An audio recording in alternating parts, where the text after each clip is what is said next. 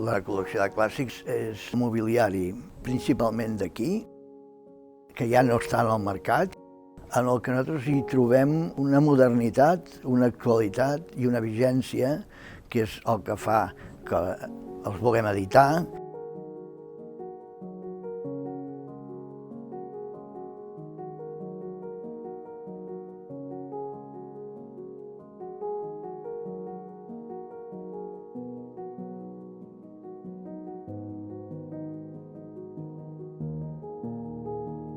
Els hem sempre apreciat més per formar part d'un patrimoni, diguem-ne, històric, que no per uns altres motius comercials. La taula del Jujol és una taula localitzada en un museu i, per tant, rescatada.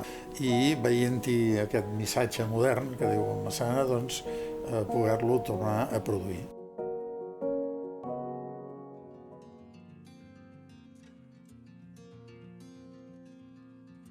L'han encasillat amb el modernisme i el pare era antimodernista. I per tant ell el que fa és fugir del modernisme i mirar de crear una altra cosa.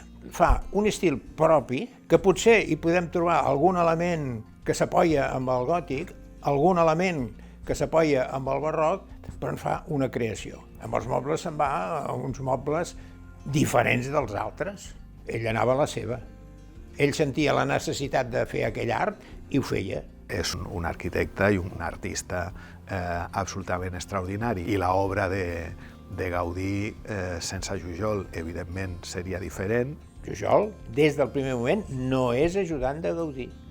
És col·laborador de Gaudí. És una obra que en gran part, en una part molt important, la van fer col·laborant. És cert que Gaudí utilitzant a Jujol en un espai determinat de la seva obra, però Jujol utilitzant molt a Gaudí perquè tot l'espai que li va deixar li va permetre fer probablement alguns dels experiments més radicals de tota la seva carrera. El que em sembla que ens ha tret d'aquesta taula és una agrupació de peces geomètriques que conformen un moble que té un sistema constructiu molt peculiar.